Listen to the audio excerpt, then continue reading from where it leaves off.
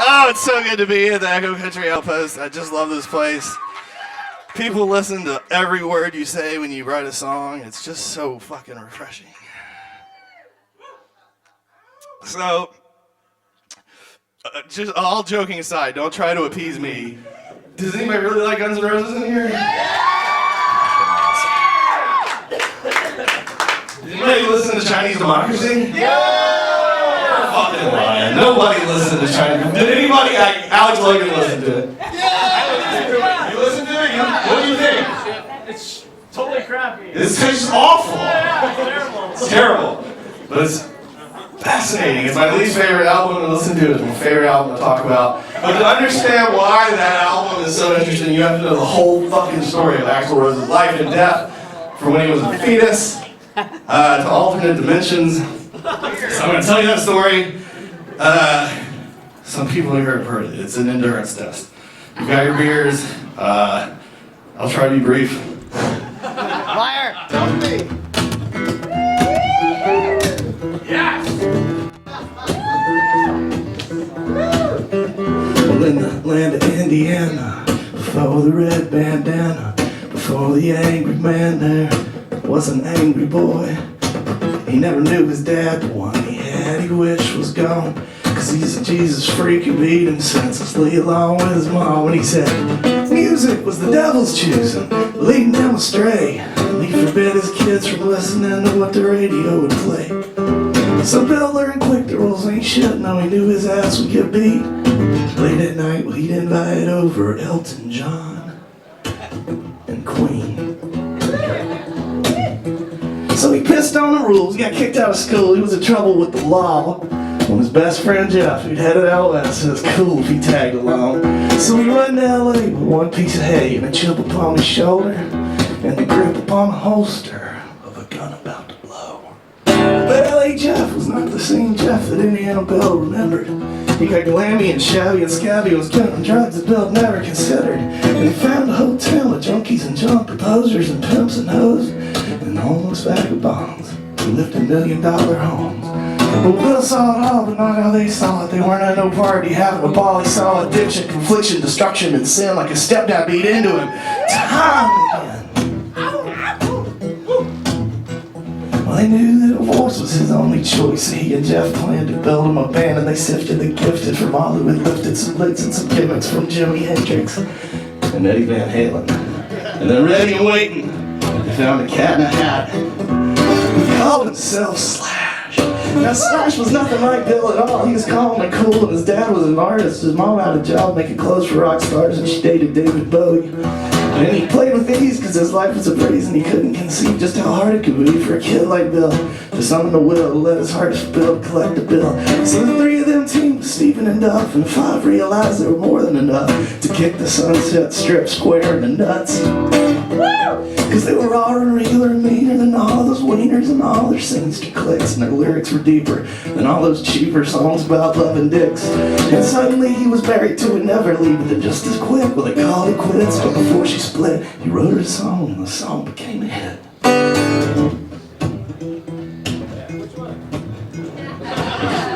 Sweet Child of Mine, man.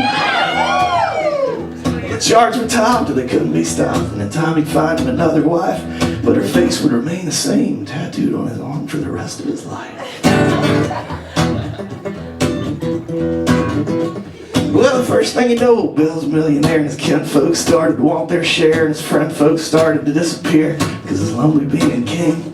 But he never really trusted them anyway, and Stephen clearly didn't deserve the same pay, cause even the dumbest drummer could play, but only Bill could sing. So then just as quick as that Everly check, well, Stephen was signing the line and was leaving, and the first of the nameless and thankless replacements chipped away at the band's form of greatness. But Bill's iron will had driven him further than anyone would have believed. So he got his way, and the bills were paid by what was known as a record company. And oh, how they clamored for follow-up album, but Bill, he just wouldn't concede to anything less than the absolute best, so we recorded a double CD. And instead of a year, he took 3. But they finally dropped in the top 2 spots of the Billboard charts, and the record shops stayed open to rope in the crowds that showed up flocks around the blocks. But they was just getting started because they quickly departed on a luxury jet that the agent had chartered. But Jeff sobered up. He'd had enough of the trappings of wealth and fame. So what's the separate ways? The man was never the same. Oh yeah, but plenty more money was made. And now old Billy could have his pick of any or all of the sexiest chicks on the Sunset Strip who told him no just 3 short years ago. And so he finally decided there'd be nothing hotter than the world's first Victoria's Secret model. So he bought her a mansion and moved up to Malibu. And then he started dreaming how he wouldn't mind being the David Lean of MTV. So he took a stack of cash from the record company to make a music video trilogy. And it was loosely based on the story of his life that a friend had written about the fictitious wife who, despite all his love, Bill would go on to kill. And the role of Bill would be played by Bill, and the role of his victim went to his girlfriend. And it don't take a genius to see how that whole saga ended.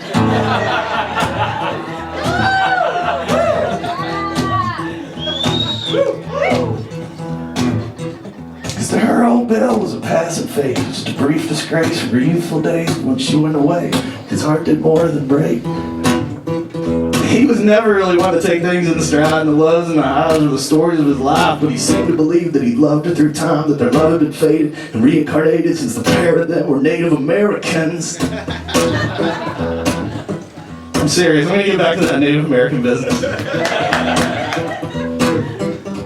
In the wake of the breakup, the truth of abuse came out, played out in the courts all around LA, and his first wife came and confirmed that he'd hurt her too. But then before the jury deliberated, all the parties negotiated, decided justice was overrated, and money could keep them satiated. She left him with less than his dignity and the bittersweet dream of the family that would never be, but she let him keep her former housekeeper.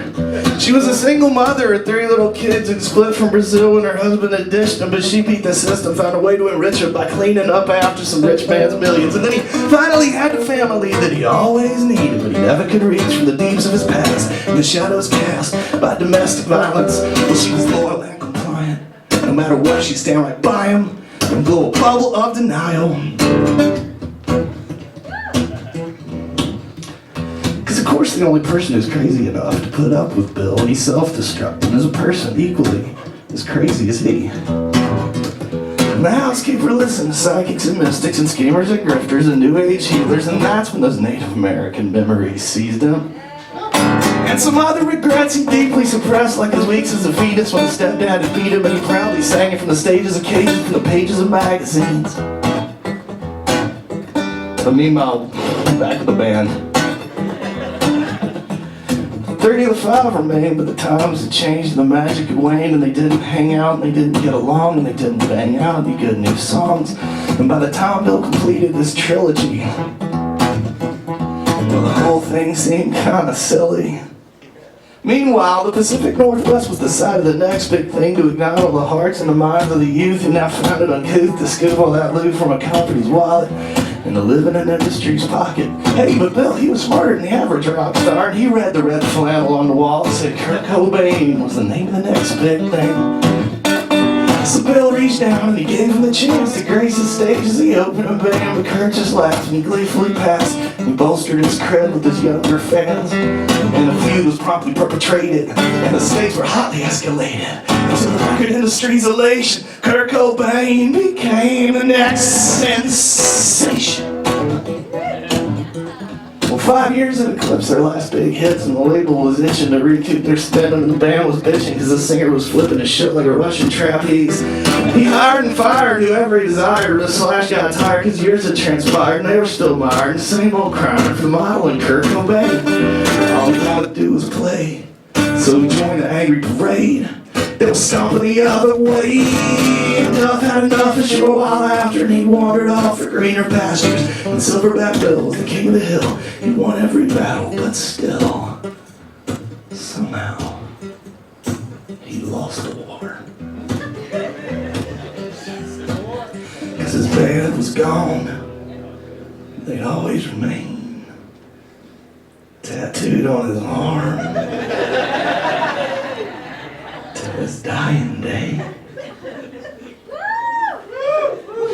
Like the anti-hero in a Herzog movie, or Marlon Brando's Curse Gone Loony, Bill grabbed the record company by the scrotum. And he told him and sold him the impossible dream, the greatest album the world had ever seen, the Queen and the Beatles, and all in between them, but hipping with it like Limp Bizkit.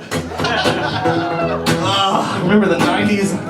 So they gave him some money, they gave him some more, and the studio became a revolving door, just the next paycheck for the guy who was slyly funding his side project. And it had been years since Bill had appeared to record or rehearse with the band that he purchased, but they log all their time on the company dime and they can all those worthless jams. And every day all those cans of tape were delivered to the Malibu mansion gates where Bill cut and pasted his nights away in hopes that a song could be made that way. Before you knew it, Y2K. Fuck, remember that?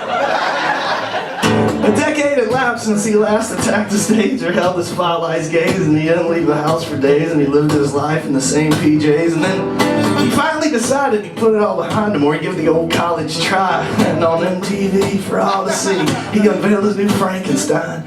The band he'd assembled were truly abysmal, just like the rumors that said there was a zombie, a model from Abercrombie, and a dude with a bucket on his head. As hard as they sucked, wasn't enough. Distracted about bad Bill sounded and looked. He had braids in his hair, he wore a Gilligan hat, and had a Triple X jersey to hide all his new fat.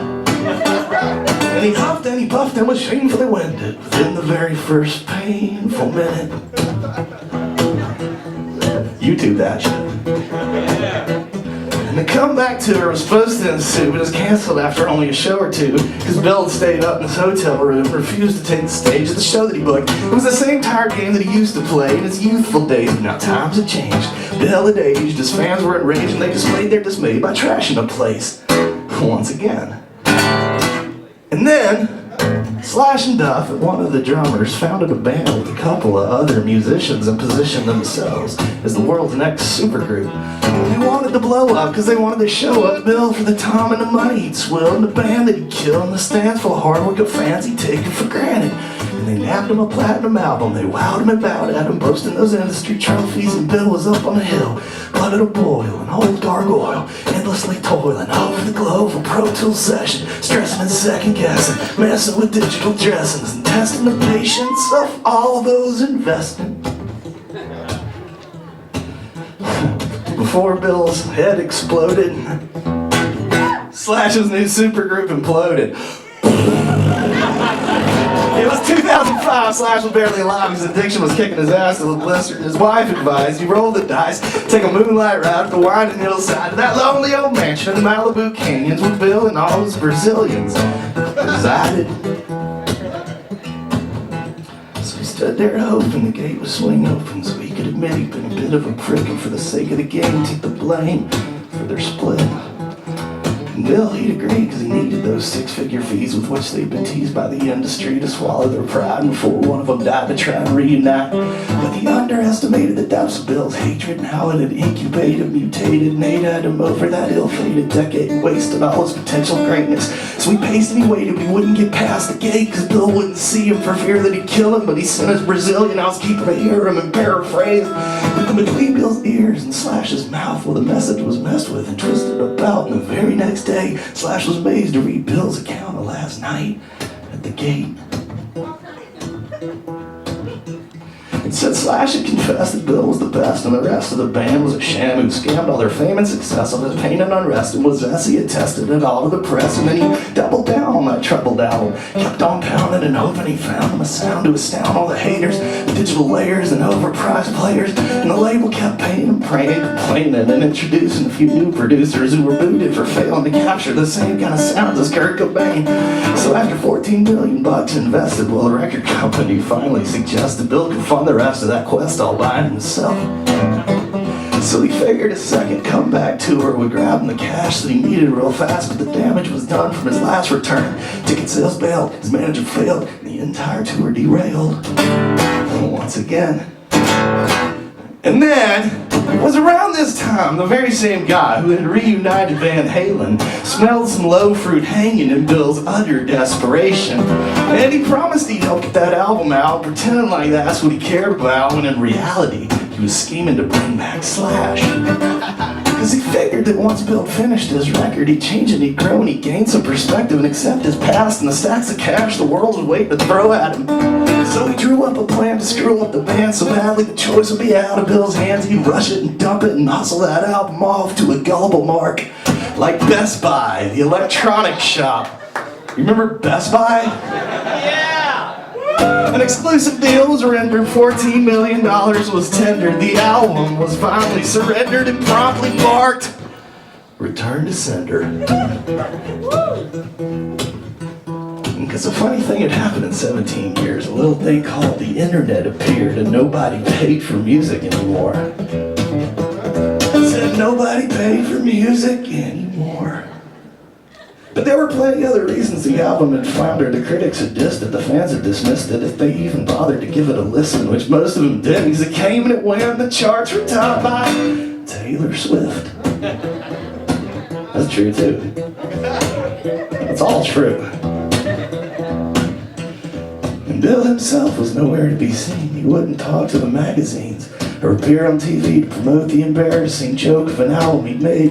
So the shelves remained stocked and the cardboard boxes stayed in the crates they were hauled on till the big box shop recouped some loss, hawking its stock off to Family Dollar. It's brutal. What would probably be the last chance to redeem his name came when the Rock and Roll Hall of Fame proudly proclaimed that Bill was now fit to grace their stage. But Bill just laughed and he gleefully passed and he bolstered his credit with his #1 fan, the Brazilian who'd risen to beat the system by cleaning up after some rich man's millions. Want to hear how sad it gets for Axl and his housekeeper? Yeah, okay. This is true. This is mind-blowing. And when nobody else could stand her, she became the band's official manager. Just by fanning the flames all the bridges he torched along his campaign.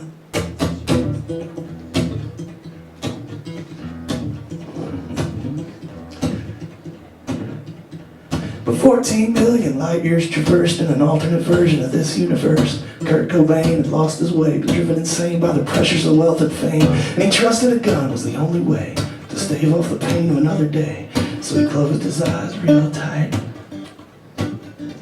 He said his last goodbyes. And he was just about to die.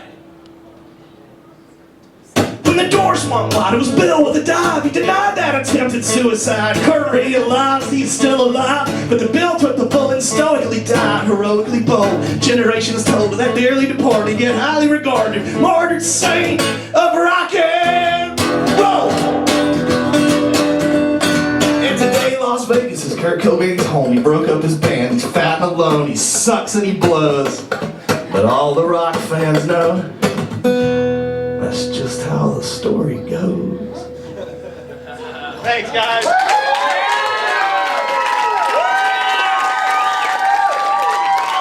Alright. You know how interesting the story of Chinese democracy is? Is anybody gonna listen to that shitty album? No.